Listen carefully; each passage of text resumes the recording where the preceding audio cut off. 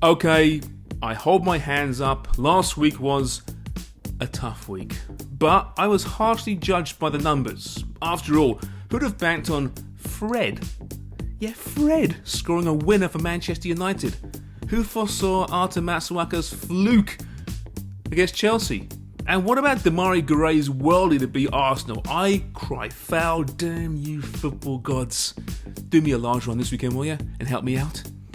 Well, let's start with Brentford against Watford. Brentford in 13th place, Watford in 17th place. Not a glamour matchup by any stretch, but two really inconsistent teams. Two teams likely going to be in a relegation battle towards the end of the season, but it is a derby. Anything can happen. Now, the bad news is for Brentford. Ivan Toney is out after testing positive for COVID. Watford, meanwhile, have lost 5 of the past 6, so I'm thinking this has a draw all over it, and at plus 240, that sounds pretty juicy.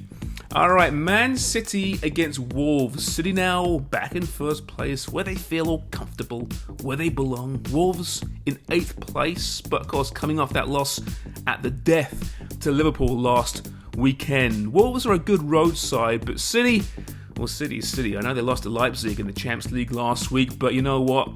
They were playing really, really good football until that point. And Kevin De Bruyne started for the first time in 4 weeks. Yeah, they've been purring along so far without Kevin De Bruyne. He's back. Watch out. City for a huge win. Zero value, though, in this one. Move on. Arsenal against Southampton. The Gunners in 7th.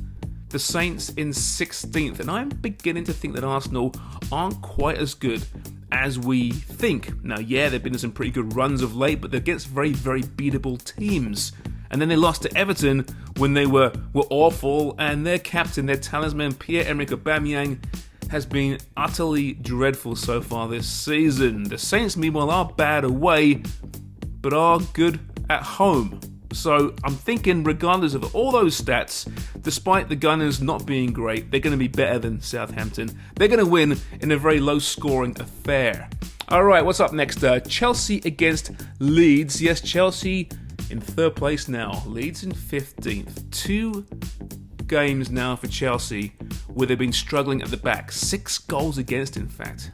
And that sees them slip from 1st to 3rd, as I mentioned there. But the good news is Romelu Lukaku and Timo Werner both combined for 3 goals against Zenit in a 3-3 draw during the week in the Champions League. Yeah, Werner with 2 goals and 1 assist, Lukaku with a goal. So yeah, they're going to beat Leeds. They'll find their form once again, especially as Calvin Phillips is out with a hamstring for Leeds. Alright, moving on now to Liverpool against Villa. Villa now in 10th. The Reds in 2nd place. The Reds are going to win this game, okay? But it's all about Stevie G. Stephen G. Back at Anfield, where it all begun. All the memories. There won't be a dry eye in the house. Or this house. Love Stevie G. He's doing great so far as a manager for Villa.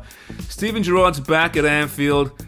One day he'll be back there as their manager, but right now he's Villa manager. Just enjoy the poetry. Enjoy the spectacle. Enjoy the moment. It's going to be emotional. Won't be so emotional as Norwich take on Manchester United. Now, Norwich sitting in 20th place, dead last, United in 6th place. However, Dean Smith has beaten United already this season, of course. Of course, he was coaching Villa at the time. His last win with Villa before they canned him. Now, as for United, of course, it's Ralph Rangnick now, and they're playing really well away from home. 31 wins in the last 33 games. And that's all really down to Ole Gunnar Solskjaer, so maybe Ole was the man after all. Maybe he should be at the wheel. Maybe not. Under Rangnick, though, they've got some fresh legs. They play pretty well, the young kids, in a 1-1 draw midweek in the Champions League to Young Boys. I'm going to say United for the win at the Canaries. All right, let's move on now. Brighton against Spurs. It's been called off because Spurs are just riddled with positive COVID tests right now. Do they even want to play? They missed a game 2 weeks back because of snow at Burnley, and now it's COVID. Boring. But at least Brighton won't get a draw. They're 9th this weekend at least. Burnley, I mentioned, right? Up against West Ham. Burnley in 18th. West Ham in 4th place, of course. The Claret and Blue derby. This could be the year, I think, that Sean Dyche's miracle working comes to an end at Burnley. I think they're going to be going down. It's too bad. They're playing better of late, I know, but how many times can they cheat fate? I think they're going down. And West Ham, well, they're working miracles. I mentioned before that crazy goal by Matsuwaka against Chelsea in that big win last weekend. So bank on the Hammers to win this one. Leicester up against Newcastle. Newcastle won last week.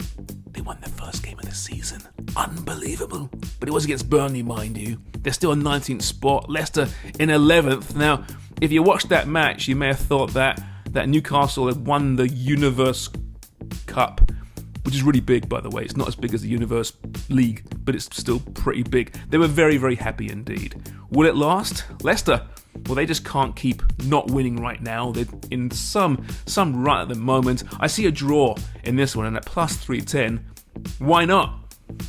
Crystal Palace in 14th against Everton in 12th, and the Toffees won last week as well. Imagine that.